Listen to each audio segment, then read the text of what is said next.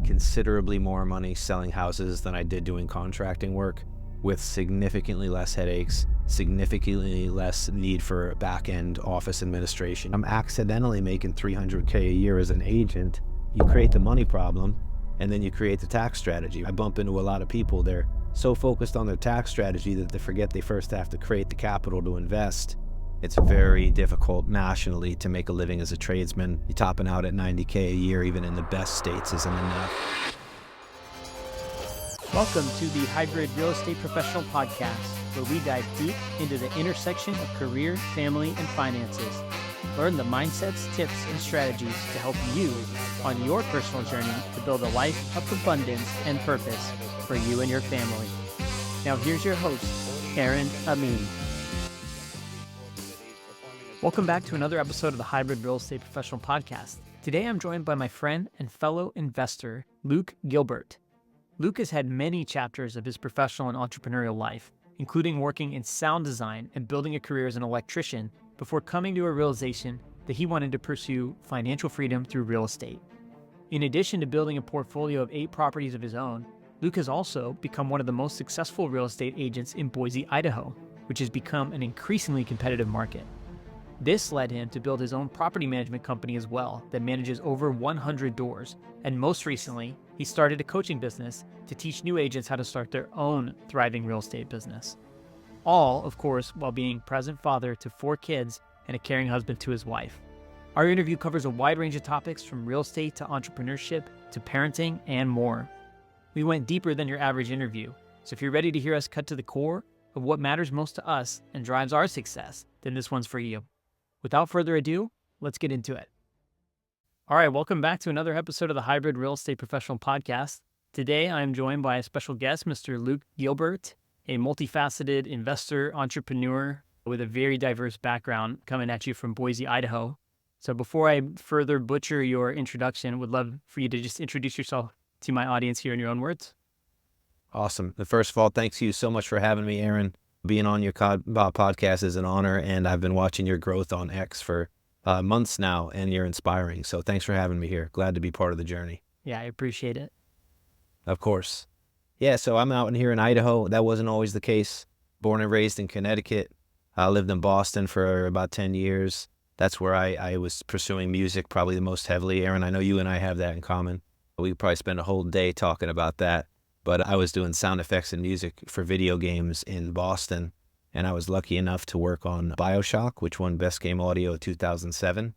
And I've always been entrepreneurial leaning, and I used that opportunity to ride a wave out to California, where I landed in San Francisco, and pulled up to San Francisco with a drum kit, a guitar, a suitcase, and that's about it. And it was spring of '08. So the economy proceeded to melt around me, and I quickly was unemployed as a musician, which I'm sure we could all relate to. If you're a musician out there, you probably have a job, and I didn't, so I started bartending, met my wife, was doing some work for a contractor on the side, and was blessed enough to get pregnant, and life started there. I realized in pregnancy that I was going to have to be a better man than I currently was, and my priorities were off, and a lot of soul searching, a lot of tears, a lot of struggle. And I found my way into the electrical trade, which was a challenge in California. I'm not going to lie. It's very difficult nationally to make a living as a tradesman, despite what they tell you. You're topping out at $90K a year, even in the best states, isn't enough. And I just started trying to outthink it. My first move was to jump states. I'm not native to California, so leaving it was easy. My wife is from San Diego, so we tried San Diego for a minute, which was, I would say, a parallel equation to San Francisco. You make less money, it costs less money, but it's still the same unaffordable nonsense. And generally, culturally, it wasn't a good fit for me. I guess there was a very free moment where my wife and I were like, hey, if we could go anywhere, let's just say we didn't have to be in Connecticut where your family is. We don't have to be in California where my family is. Where would we go? And we started just looking across the map. And I think this is a good segue into what you do, my friend, which is look for opportunity and not allow state boundaries to bind you. And a lot of information kept pointing back to Boise, Idaho. I couldn't hear it at first. I was thinking Denver, My wife had Portland on the map. Portland is a really easy transition for San Franciscans. It's like the same place but cheaper. And so we went up to Portland, and then we rented a car and drove out to Boise. And I spent 20 hours in Boise, and I took a job and I bought a house because it was so obvious. The energy here, there's like a spiritual energy in this town. Like you can't identify it until you've lived here. You feel it, but you can't identify it until you're living here. But there is a draw, especially for young families. And I was done looking. We just moved here, and it was easy to jump states as a tradesman. I guess that is the true advantage of being in the trades, is that your utility as a human being goes way up. You're actually useful. It's not just computer savvy. It's like you can actually get stuff done. And so coming here was the move. And as I was here, it was like, man, the wage is depressed in Idaho. The minimum wage is $7.25. Now people go, oh my God, there's nobody in this town making $7.25.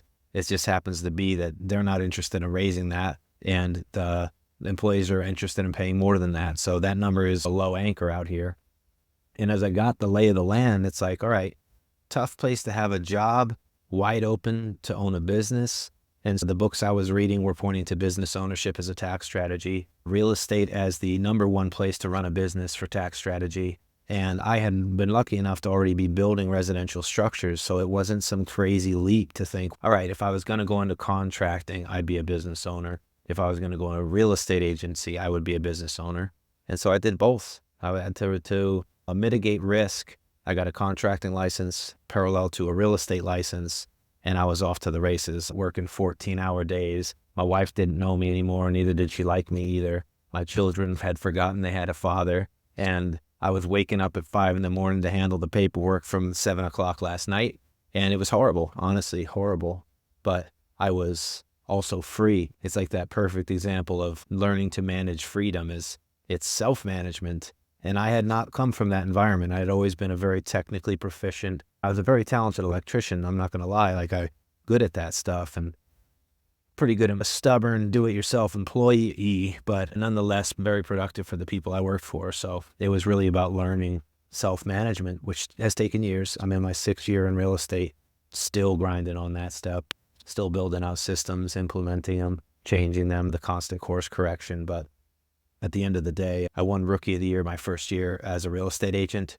Looked back on 2019, which was my first year in the business, and I had made considerably more money selling houses than I did doing contracting work, with significantly less headaches, significantly less need for back-end office administration.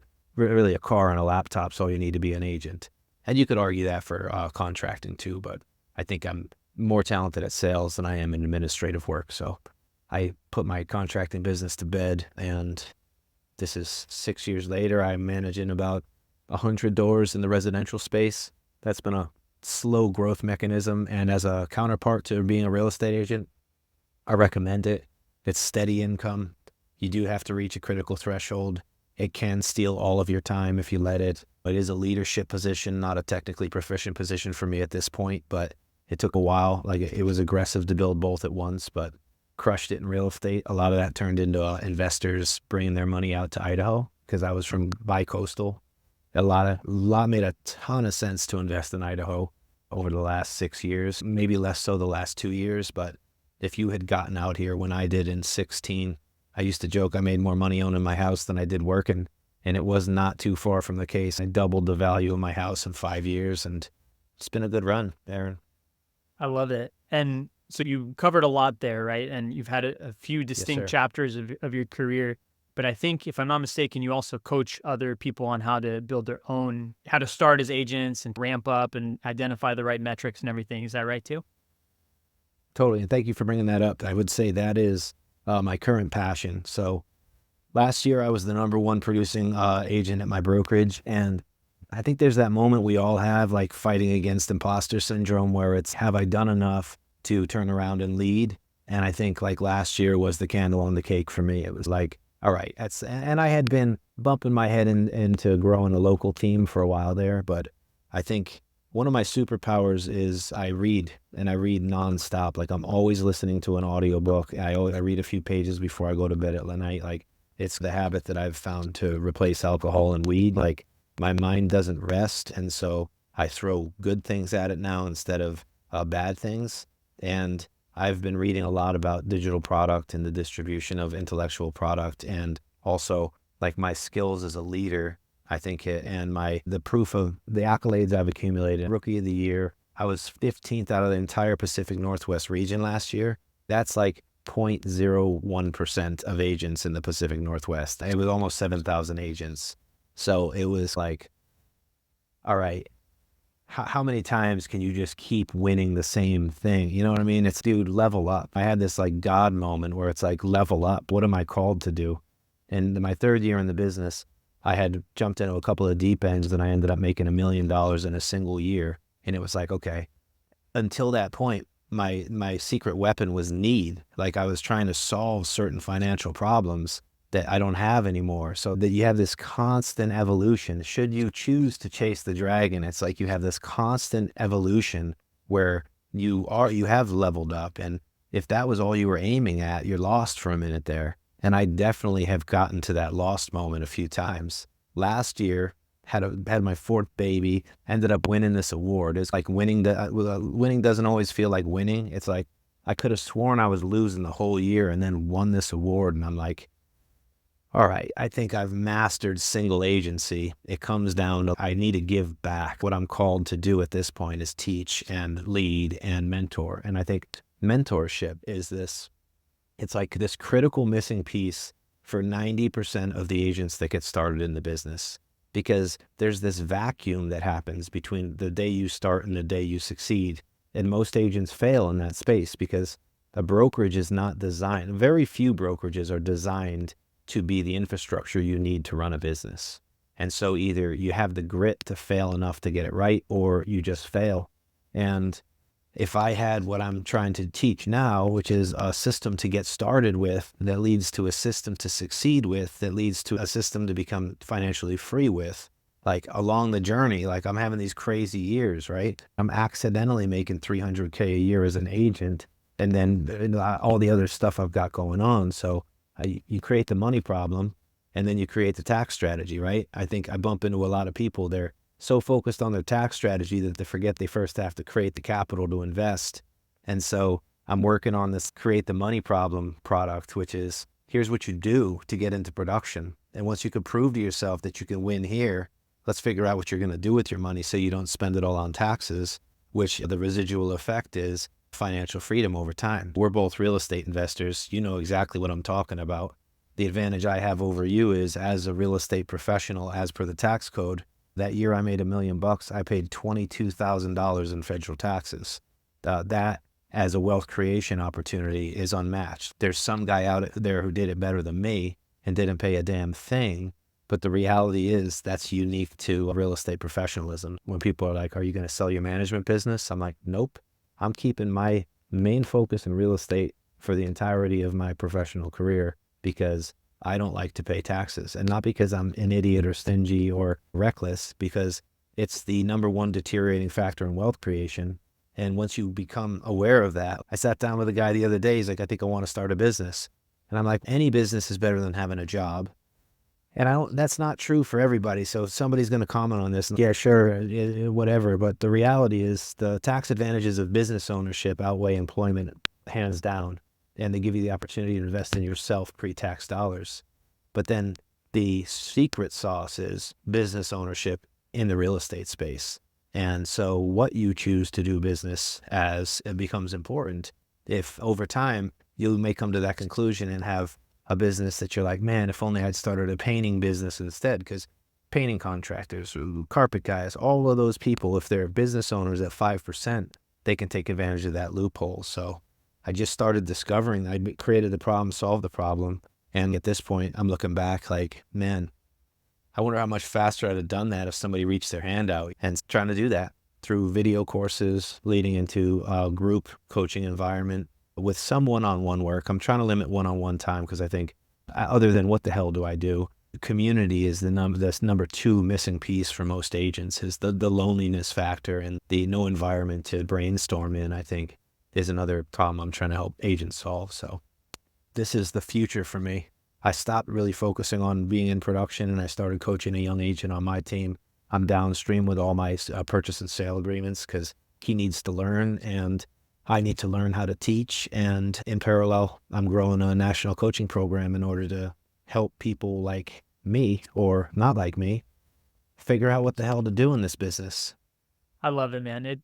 You have a really nice blend of, you have a really clear vision, you have a ton of ambition, and you're driving forward, but you're also really flexible, and you've created your own path along the way, right? It takes a lot of courage to change career paths, to move, to jump into new environments, and then try and figure out how to thrive in those places while you're building a family. What's interesting, and there's several questions I want to ask, but let's start here. So a lot of investors have this idea of, oh, let me go get my real estate license. Like they view that as just somehow, especially if they haven't studied that much or they're just getting into it, that feels like an obvious first step for them. Do you think that's actually the right move for most real estate investors? Or do you think that there's like a bit of a gap of education of what they're actually signing themselves up for? I guess it depends on your reasoning, right? I think most people make that first step from a point of scarcity, not a point of abundance, which is let me save some money on this transaction. And 99% of the time, that's the worst mistake you can make. The reality is, it also is downselling what an agent can actually offer you as an investor. I know personally, I never discount a commission going into an out-of-state transaction or a local one for that matter. If I'm not the agent, to try to cut them down on commissions, the first mistake any investor is going to make is they think saving money is the point, making money is the point, and you make money with a strong team. I became a real estate agent, again, because I was, it's going to sound aggressive to say disciple, but I was so convinced that Robert Kiyosaki had an angle I needed to understand that I read Unfair Advantage 9 times coming into 2020 because I realized I needed a better strategy. And he does a lot actually to criticize brokerage, broker than you are, was his whole thing with it. But the reality is like, you have to learn to sell. Have to learn to sell no matter what you do is true. Like it's a principle. It's not, I'm not making it up. I'm not like, it's the truth. It doesn't matter if you're an employee or you're a stay-at-home mom, like you have to learn to sell. And so the conclusion I came to is if you're going to sell something expensive, because the reality is, when real estate hits, it hits hard. And if you can bridge the gap between transactions, I started my career door knocking. Is that aggressive? Depends on who you ask. I know a guy sold 90 houses his first year as a door knocking real estate agent. It's an insane opportunity. And you bump into these young men making $60 an appointment for a pest control company. And I'm like, dude, the thing you're selling isn't expensive enough. What you're doing is incredible. And if you'd sell something more expensive, you would 12x your income. And so if your reasoning is, I need to create a money problem, and the fastest way I can think to be a business owner with the lowest amount of overhead to get in and the highest upside opportunity, becoming a real estate agent is a wonderful idea. It's just, it's not a part-time job. It takes a shit ton of experience, which means failure to get it right and actually be useful to the people you serve. If you're getting a real estate license because you want to save $15,000 on your transaction, you're just not finding the right deals. Because if 15K is going to break you, invest in something else. Yeah, that is very in line with what I was thinking too. And from my perspective, as a mostly out-of-state investor now, I would 10 times over rather find someone who knows the market inside and out, who I can partner with. They can become a member of our team, essentially. We work in tandem. They understand my preferences. They know what I'm looking for, and they can keep their eyes out for me. Even locally, too. I live in Houston, Texas now. I don't know a whole lot about here because we've just lived here less than a year. We don't invest here yet, other than our primary house. But even here, if I was to start investing, I would be looking for a badass local agent who can help, who I can trust, can close deals, can negotiate. And I do also think, to your point, like being an agent is a sales job in its truest sense. No questions asked. Yeah, and most people probably don't enjoy that. I agree it's an essential skill, but I think if someone's, oh, I'm just going to get this as like an ancillary piece of my credentials to hang on the wall, probably not the right reason unless they actually want to put it in place. So that's great insight. Yeah, so when I was door knocking, I opened the door. The door opened in front of me, and I said, and this is my first 2 weeks door knocking. I said, my name is Luke Gilbert, and I'm a licensed real estate agent. And the guy said, nobody cares, and shut the door in my face.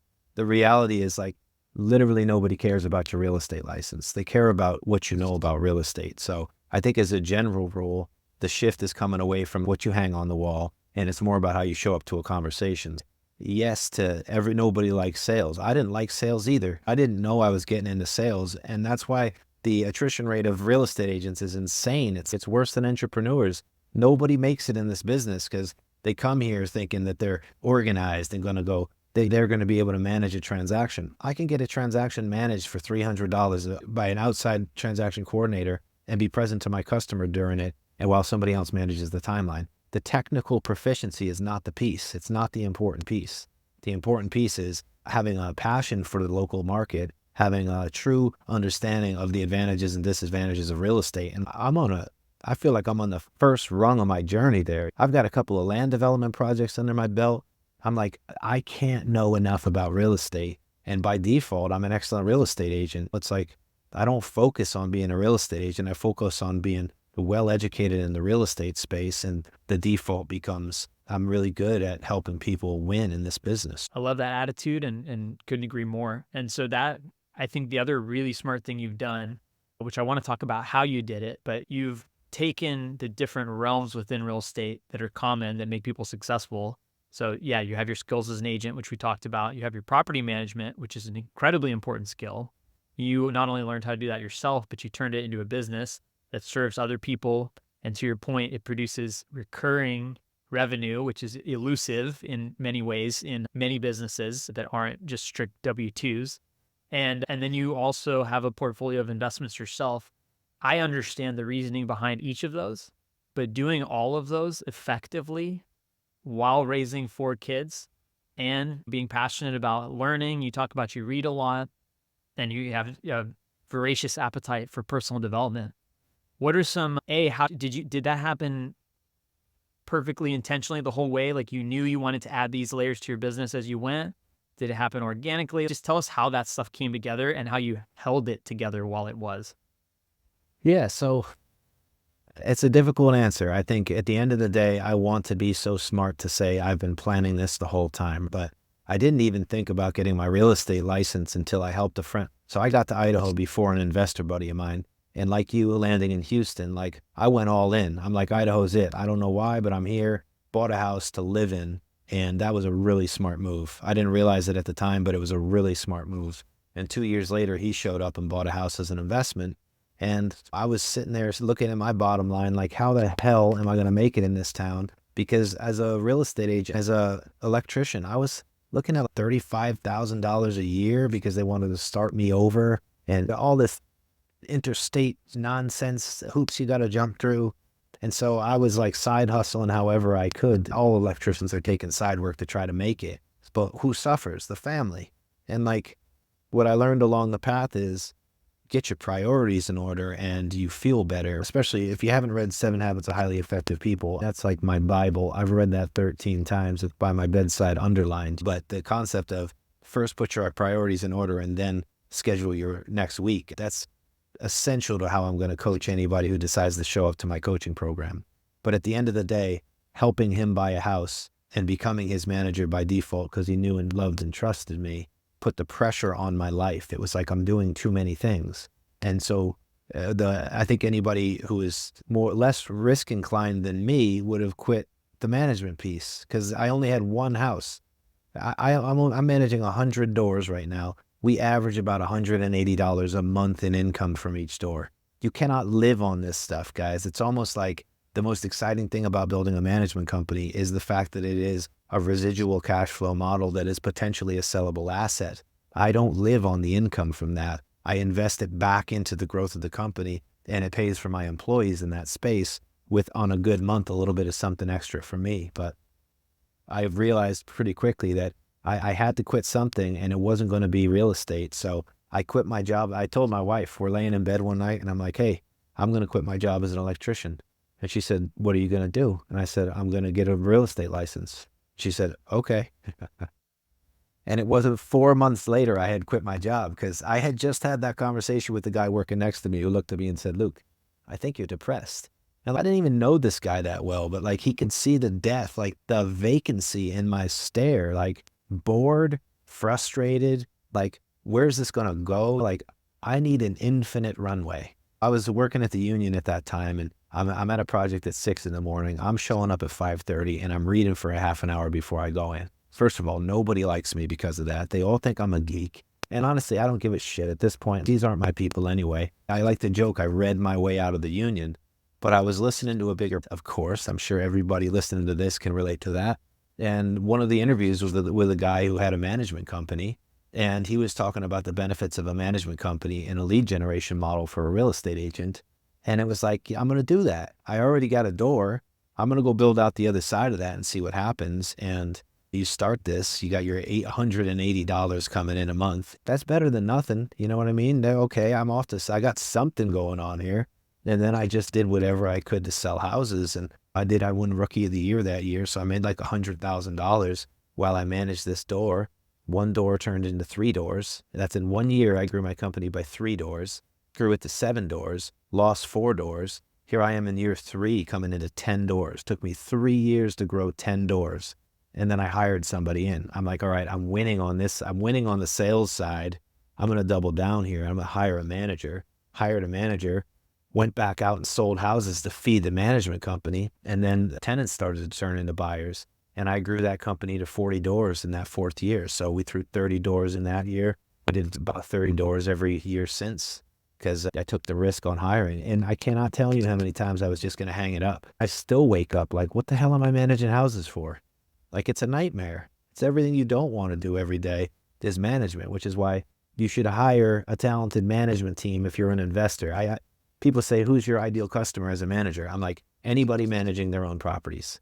And like, why is that? I'm like, because they're going to break. Anybody who's really taken that on has a threshold, and it's not worth the money. It is not worth the money to manage your own property unless you're scaling a management company, which I decided to do. And in Idaho, management is an unregulated business. There's no oversight. So the chances of you ending up in the hands of a ding-dong are like 99%. So I built a company knowing that I was going to invest myself here in Idaho, because I quit my job because I wasn't making money fast enough to buy a second house. I went to go get the loan, and they're like, yeah, right, dude, your debt to income, we can't give you a loan. And I went and asked for a raise at work, and they were like, nope. And I'm like, I'm out. Among other things, I'm like, I'm out. So knowing I was going to buy real estate, put pressure on building the management company, put pressure on being a real estate agent because I wasn't making any money managing houses. And the 3 areas are like this compounding information triangle. It's one educates the other, and then actually an investor's worth 3 to 10 properties, which then produce tenants, which then produce buyers, which it's like you end up in this compounding cycle, and it becomes then my main focus now is I study leadership, because my goal is to lead an organization. And I joke with my wife, like, it sounds like fucking chaos when I talk about it, but when I step back, I can see this thing. Like, I'm not building 3 companies. I'm building 3 departments in a larger organization. And if you can think that way, it makes perfect sense to do 3 things at once. People are always like, oh, focus on one thing. I'm like, that's bananas. I got 4 kids. How am I supposed to focus on one thing? If I focus on one of them, the other 3 won't like me. You know what I mean? Like, you have to find a way to prioritize and shift your focus while managing your energy if you're going to build an empire. And I truly feel like I'm just getting started. I joke, I'm a billionaire. I just don't have the money yet. I am going to go someplace because I have this fire, dude. There's this thing inside me that needs constantly fed. And if I feed it the wrong stuff, I spiral into some gross degenerate. So I've learned to discipline that part of myself, at least. I'm grinning, man, because everything you're saying resonates with me so much, and especially one thing you said towards the end there about, yes, it's 3 different departments, but within one kind of unified organization, and you were the leader of that organization. You've been arming yourself with skills and money. You've learned to presumably hire. Maybe I don't know, it's not always a straight line path or an easy journey, but you've gone from being the one who's swinging the hammer yourself to now being the one to manage and delegate and even mentor people. I do similarly with my own business, my own investing. I view it all as part of this one big kind of umbrella organization. And every time I go to work on one of my projects, whether it's my coaching and academy or my investments, or even stuff in my current W-2, I view it all as part of a bigger picture. And that's the same exact way I frame it. So that's why I had a shit-eating grin while you were talking. And also the multiple Oh, kids thing. dude. You Yeah. got to figure out how to be able to spread things around without losing yourself in the process. You look like you had something to say. Well, I want to touch on that piece because I came to I almost lost my entire home life in my third year in the business. And maybe that's dramatic. There's been many moments in my relationship with my wife where she's had to confront me to bring me back home because I tend to wander and I'll have 17 projects going at once if it wasn't for her helping me filter some of the noise. And I was on fire that year. But what I learned that year was it is not worth losing my home life for any level of success. So yeah, that is when I started to study leadership and started studying specifically Stephen Covey. When he'll talk about this, as far as if you get your priorities, you know it, because it's easy to say no to the things that are downstream. And I've trained myself to keep my family above work on my totem pole. Like the reality is I can say no to work opportunities for my family. And when I do that, I'm in alignment with true principles and correct order, and my life feels better. Like I was so used to saying, hey, listen, but work. What do you mean family? But work. This is how we survive. I've been lucky enough to overcome some level of need in my life, but it definitely is like that doesn't make it easier to remember your priorities. So you get them written down somewhere. But and I do not want to miss my family, man. I do. I've got babies. I've got a 10-year-old, a 9-year-old, a 1-year-old, and a 0-year-old. I don't want to miss a minute. And I missed a lot with the first kids. I think it was still important to me, but I don't think I had been able to verbalize it or come to these conclusions or create the environment that actually made it real. And like that's always my knock against W-2 employment is you don't have time freedom.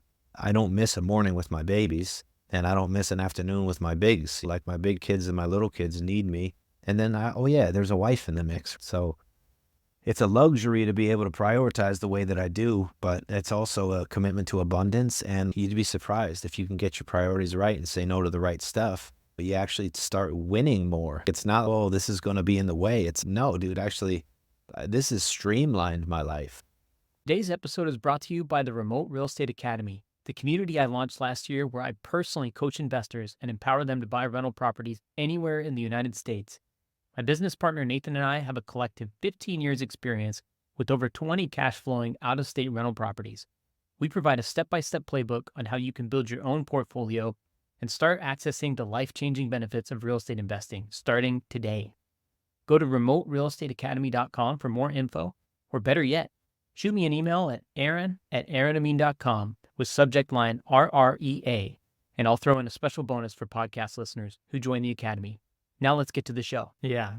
No, and a few things that I think of in a very similar way. When I think about how do I structure my days and my time and my weeks, I like to think of the non-negotiable blocks. What are the things I'm not willing to give up? And I know that by protecting those blocks, I can do whatever I need to with the rest of my time. At least I will have paid that attention. So family falls into that bucket, non-negotiable blocks. Like Totally. I get up with my kids every morning. I take my daughter to daycare every morning. We do evenings, dinner time with the family, and I put my daughter to bed. And then I help with the twins. And like that is protected time. Nothing can slot in Right. there except, Nobody messes with that. yeah. And obviously there are exceptions from time to time if it's a one-off time-specific event. But for the most part, I'm not available during those times. But by doing that and protecting it, it gives me the peace of mind knowing that I can use the rest of my time to work and build the other things that I'm passionate about with less guilt. So I think that's, Totally. yeah, that makes sense. And you sound very successful when you speak that way. So just so you know, I got your back on that, and I agree. For real. You don't always meet people who've come to those conclusions, and they think that to sit in the seats we're sitting in, it's just like this pants on fire grind day in and day out. It really is just a respectful orientation around priorities. So yeah, protect it. And I teach people that I employ, I'm like, I expect that you're going to fight for your free time, and I want you to live like a human being. Don't give it all to me. There's a flexibility that we build into the culture of my company, and it's because I want to live that way. I know it's in alignment with what I've considered to be true principles. So like, we're all flexible. We're salaried and flexible if you're on my team, and I want you to take some time off in the middle of the day and be a human being. And just the virtue of you being able to create that culture because you are the owner, founder, and the leader of that organization, like that to me is the true spark of entrepreneurship, is when you feel like, hey, I have a fire or a passion in my heart to build a business, to unlock certain outcomes for my own life and for my family's life. But also, to your point, you're being able to pay that forward to other people who are looking to walk a similar path. And you can create a culture that allows them to grow and get a mentorship and learn the skills that made you successful without imposing all the stuff that you didn't like about being an employee or working for someone else. Right? I think that's the real beauty of being an entrepreneur. And it's always fun to talk to someone who's in that process. Totally. But all my entrepreneurs out there, don't look backwards for models to build your business, because a lot of the things that we try to implement in our businesses first that fail are where we've come from, which didn't work, which is why we're not there. Like, people get really worried about not having a business model. I'm like, dude, figure it out as you go, because the people that I bring onto my company are attracted to me because of who I am at this moment in my life.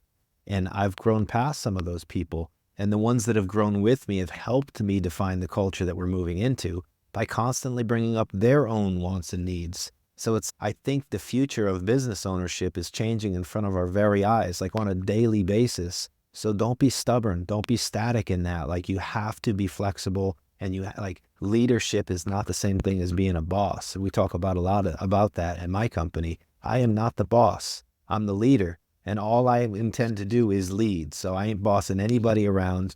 And if somebody's feeling like it's not a fun place, and fun's not the word. I'm not a fun guy. People are like, you fun? No, I'm not fun. I don't drink. I don't go out. I parent and I work. And if real estate's fun for you, I'm the funnest guy you ever met in your life, because I never stop talking about it.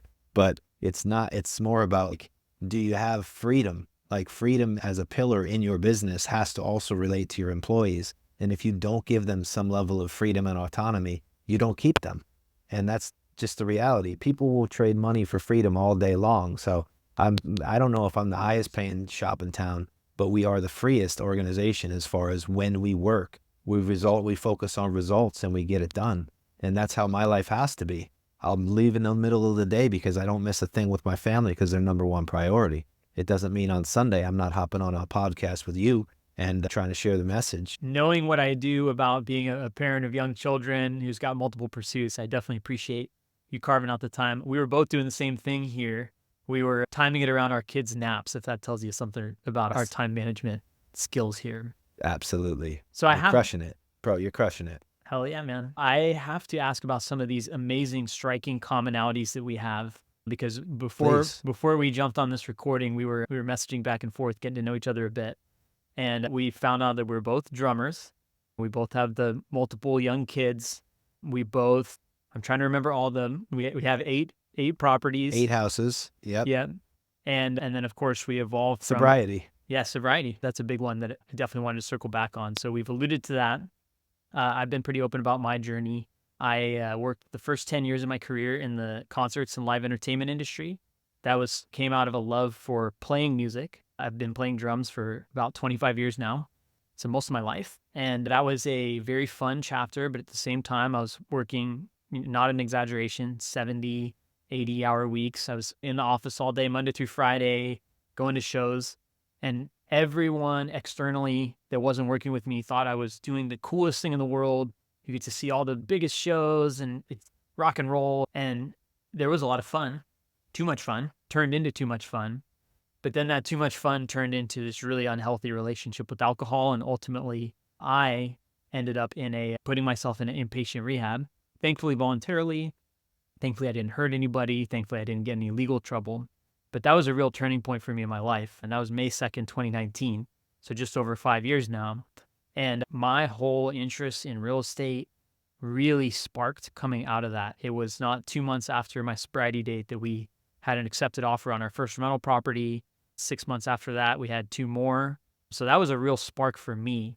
And I say that, obviously this interview is about your story, but I'm just curious, like, that spark or turnaround moment, did you have a moment like that in your sobriety journey? 100%. Yeah. And it was being at the union, they were drug testing on random, and I got my card pulled, and I'd been smoking weed not that long before that. So I had this moment where I thought I was going to lose my job.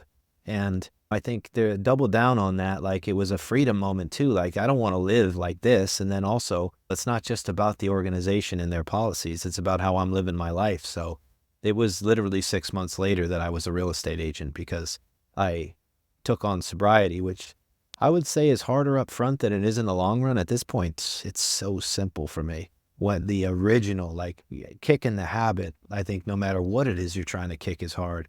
I've given up cigarettes, I've given up alcohol, I've given up weed, I've given up music to some degree. When all those habits are hard to kick, but then at the end of the day, like the pain is exposed. Like you don't have a pacifier anymore. And I think that's how we end up in these high powered places where, man, this was rocket fuel. Why the hell was I calming this down? And then for me, it became reading. I read myself into sobriety, and my family was my accountability partner. And really, my wife said to me one day, "Oh, you could never stop drinking." And I'm like, bullshit. She's prove it. And that was literally January 15th, 6 years ago. Yeah, almost 7 years sobriety right now. Took me about a year after that to shake weed, but it was a similar thing. It was just like, it was an easier pattern to fall back into, especially as a dad. Alcohol is a harder habit than marijuana to some degree, but I would go back to neither of them. At this point, was there a moment? Yeah, it was a scary ass moment. And it was like when God gave me children. I don't know where you sit on the spiritual plane, but I have acknowledged spirituality as one of my number one focuses because I have found myself in these difficult moments where it was being course corrected because I was too damn stubborn to do it myself. And my sobriety moment was a lot like that. It was like I needed the push and I got it. And then how you respond to the push is what makes you a man or not. And I listened to the call. And then it was you filter out the noise and then you start listening. And then if you can get to that place, the guidance is already there. You just got to have the balls to do what he's telling you. You know what I mean? And it became like this journey I was on. And then I got excited about the journey. And now at this point, I like hard things. So I'm not moving away from hard things. I'm moving towards them because I know that joy is derived from struggle. So like my concept of struggle has changed, which has turned struggle into joy, and I feel bulletproof. So it's definitely, God gives you these moments. How are you going to react to them? And he was knocking on my door for a while, but the children he gave me, I think it took me, I don't know, I think it was 5 years from the day my son was born to truly commit to sobriety after telling myself I was going to do it at least once a year for 5 years. And probably years before that, because I was a bartender. You were in the concert space. I was a failed musician bartending. And at the end of the day, my lifestyle was bananas. It was just like, it's horrible, honestly. Looking back, to your point, somebody out there thinks it's the life of a rock star. I'm like, God bless rock stars for having to live that way because it's horrible. And to be grounded in sobriety and focused on my personal growth is, man, so much more exciting. I love it, man. I couldn't have said it better myself, but a couple things I want to highlight is I think that sobriety and spirituality in most cases are inextricably linked, right? It's usually you have to really search and find a connection really deep inside yourself for it to actually stick. And I think also the term sobriety is different than abstaining from drinking, right? It's a kind of a state that you enter, and you have to have a certain level of acceptance of what happened to get you there. And then to your point, Right. turn it into rocket fuel. And I think that one of the commonalities that I see between you and I as we have this conversation is that instead of just resigning that, okay, we had all this negative energy and this habit that wasn't serving us, and then moving on and trying to just, I don't know, live normally, we said, hey, no, this could be an advantage. This can be a true advantage because all that negative It is an energy, advantage. it is. Yeah. Yeah. All that It's negative not even that it energy. can be, it's that it is, right? Yeah. 100%. And for me, I know that once I took all that energy that was going in a negatively compounding direction on my life and my relationships and my health and my wealth and all these domains, just simply taking that same energy and finding a productive outlet for me that became real estate has done unbelievable things for all of those domains I mentioned above. Now, there are downsides Totally. to it because for those that have that addictive tendency and who have accepted that's part of them, one of the things is that it's pretty hard to satisfy the appetite of someone who has that mentality. And so for me, I'm the same as you. Like, I want to build, I always want it to be growing. I accept that setbacks are part of the journey, but I am easily frustrated when things aren't progressing at the pace that I want them to. And I think it's just such an interesting journey to try and balance the innate personality that comes with having gone through something like that with the external challenges of building businesses. So I don't know if you have anything more to say Yeah, on that topic, but would love your yeah, I want to double down on the spiritual piece there because the frustration is derived from a lack of focus on spirituality. I know that from that experience in my own life of, dude, it takes patience and faith to build, period. And then the reality is when we're feeling impatient, it's because we're taking on self-worship and we're not giving it over because men like you and I'm always in activity, right? And it doesn't mean it doesn't have to be frustrated activity. In fact, sometimes I've come to the conclusion that these things are happening for me. And if all that is true, I just had to fire somebody. I know it's an opportunity. I absolutely know it. And the way she found me, I know was important and important that she entered even for the 3 months I had her. Like there's these moments of, man, if I'm feeling worried or I'm feeling frustrated, that's a lack of spiritual awareness on my part. And like for all my people out there that are cringing when they hear spirituality, and I know because I meet young agents all the time that will not acknowledge higher power, like you can't level up without it, right? It's just, if we're talking about priorities and totem poles and like alignment, you have to prioritize spirituality over yourself, over your family, over your work. And it's not easy to do. And it's not like I've arrived at spirituality. No, it's a muscle that you flex on a regular basis. And as often as you can focus on it, it is a trickle-down effect. The other areas become easier because I don't know if you've ever read As a Man Thinketh, but it's a wonderful book, and I can't remember all of it. I've read it a few times because it's profound, and it's a pretty short spiritual read. But he says that worry is equated to godlessness. And if you think on that for a minute, it's if you do believe in God, how could you worry? And God, if you do believe in spirituality, how could you worry? The reality is everything's a lesson. And the consequences are appropriate no matter what they are. So with that mentality, you end up in abundance and you end up in an upward spiral because you'll take a risk. You know that God's got your back.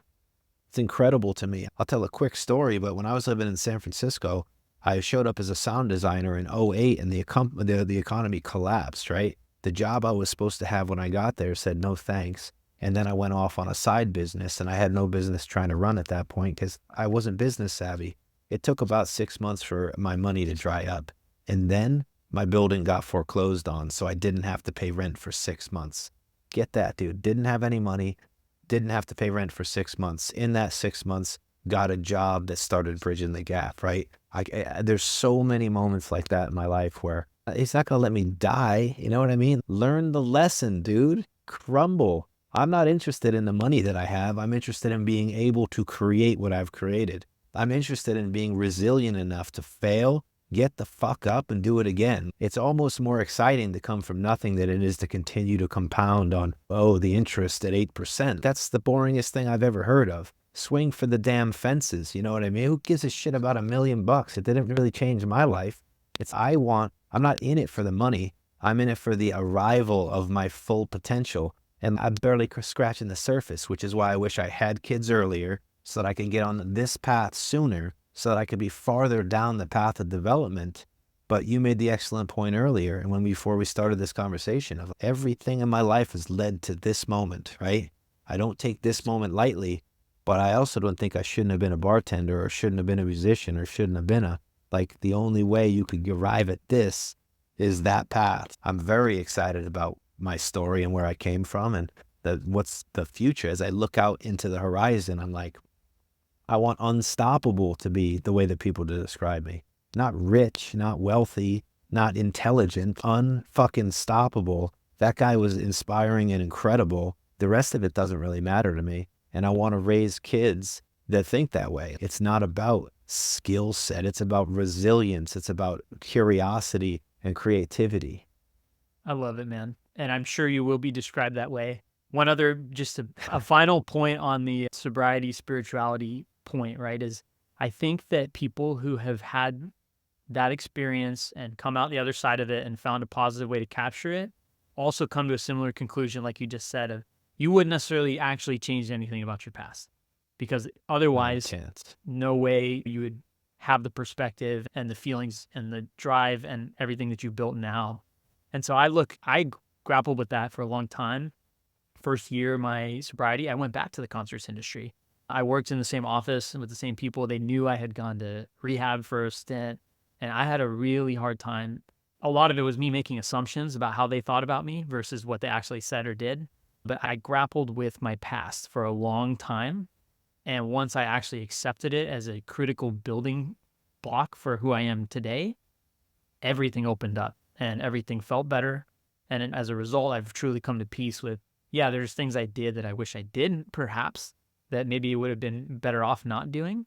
But I've accepted them as part of my story. And now it's fuel, and it's not something that I think about actively or negatively. One last question. I think Yep. yes, go ahead. Oh, no. Finish your thought, please.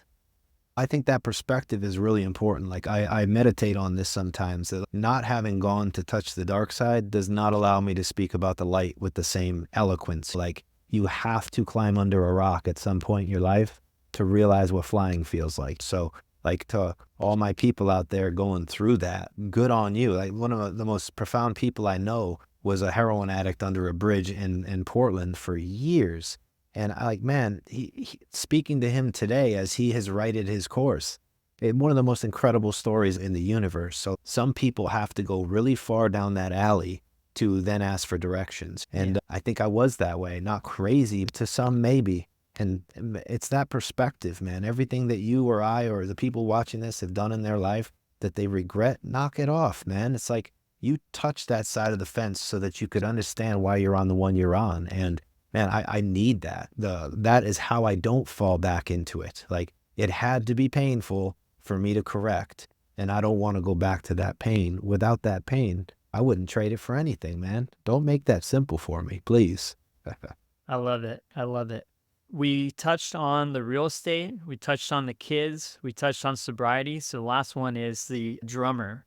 And this question might come a little niche-like, but anybody who's ever watched a drummer play, that you're coordinating all four of your limbs and sometimes even singing at the same time, depending on your role in your band. I'm talking about a traditional rock band or a drum set. And one thing I've thought a lot about in my time as a businessman, as an employee, all these different identities I've held in my life, is at the time, at my peak, I used to practice 7 hours a day. And I think if I heard correctly, you studied music in college too. So at one point, I did. Yeah. So at one point, I'm sure you had a very regimented practice schedule as well. Yeah. So my actual question here is, all that time that you spent working on these various forms of physical coordination, do you ever think about or do you feel that impacts the way that you operate your business? 100%. And I think I didn't start maybe I started as a drummer in my teens, but never really took it seriously until my 20s. And when I found music in college, it was in direct reaction to not wanting to be what I was trying to be. So it was more like a default plan.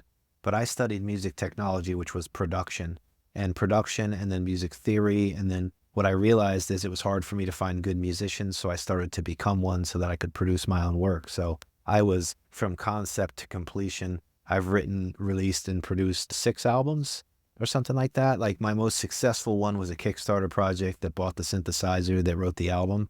And at the end of the day, I've worked on many video games. So I have a need to understand the way that things work. And then I have, to some degree, the discipline to get down into the areas that I've identified and try to strengthen my knowledge in that. And I always would say that being a drummer made me a better guitar player, and being a guitar player made me a better band leader, and being a better band leader made me a better producer. Like, it's exactly what I'm doing in my business right now, which is being a property manager allows me to have conversations with you that most agents can't have. And having done some land development work allows me to share some knowledge with you that you can't find speaking to most real estate agents, and also shapes my approach as an investor. When I get excited about investing in real estate now, I'm looking for land that I can entitle and turn into a buildable project. The land flip is where I get excited. Most people aren't thinking about that stuff, or they're too afraid to touch it. Being able to, and at the peak of my career as a musician, I had a one-man band I called Jumbo Shrimp. I played guitar, drums, and sang all at the same time. Now, that sounds incredible. I probably sucked. My wife would always be like, yeah, you're a pretty good musician. I'm not saying I was ever great at it. I'm just saying that I had that same passion that I have in real estate, which is across the disciplines. I want to know enough to be dangerous, and I want to take on a long horizon, which I think is the strength of real estate investing.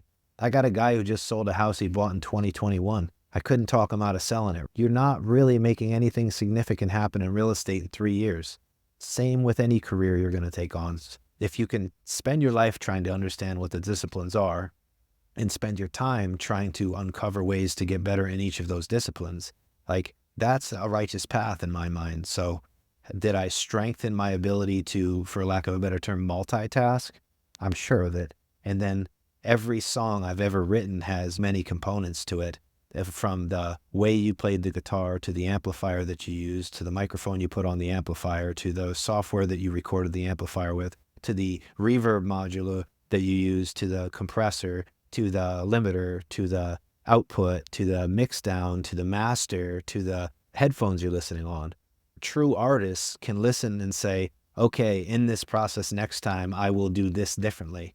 I had a guy show me a recording once. I'm like, yeah, take the microphone you have below the snare and put it above the snare. That'll solve your problem. And he's, what the hell? I'm like, dude, I've done this wrong for so fucking long that I can tell you what not to do. Yeah, man, I'm that curiosity. I don't know if I found it in music or music found me because of it, but there's studies on music that it strengthens parts of your brain. It creates connections that you can't do elsewhere, which is why I would encourage kids to learn music. And the syncopation of a drummer, man, come on, we're the drum beat. We're the heartbeat of the band, dude. And I say that's my best instrument. I'm still an okay drummer. I just did it because I needed to do it. And for me, it was an aggressive outlet. And now it's more of a, like, it's funny to sit down on the drums as a 42-year-old with man with 4 kids. It's more of a recreational curiosity than it was like a passionate need to prove myself, which was how I started on the drums. I love it, man. Great answer. So many layers within music, not only as a drummer, but as a producer, songwriter. And once you learn to listen to music on that level, it does permeate into the rest of different areas of your life that you're pursuing. We are almost on the 1 hour mark, which is exceptional because we're fitting it right in between our naps here, our kids' naps. And yep. But thank you so much for being generous with your time. This is an amazing conversation. We covered so much.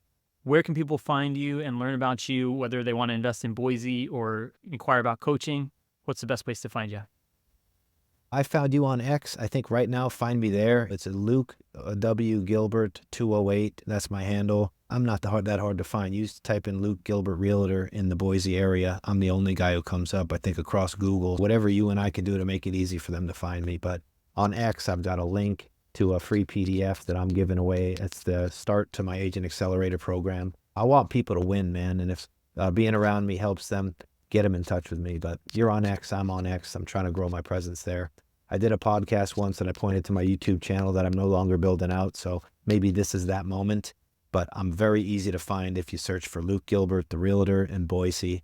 And I want to help you, man. I'm building that coaching program for people like your audience. And I know your journey has been about investing, so has mine. And I met a guy on X the other day. He's got 160 acres down in Texas he wants to develop, and we're sharing ideas around it. I don't know that there's any money to be made there. I just like hanging out, talking real estate. I love it. I'll make sure we drop those links in the show notes, and hopefully people will be hitting you up to pick your brain on a number of different things you could potentially help them with. But thanks again for your time. We'll hope to have you on again in the future. Yeah, thanks again for having me, Aaron. Good to hang out with you, brother. You too. Thank you for making it to the end of today's episode. As you may know, podcasts are very difficult to grow organically. If you're getting value from today's episode, I'd deeply appreciate if you could take 30 seconds to leave my show a 5-star rating and review. This will go a long way to helping me reach more listeners just like you. Thank you so much in advance.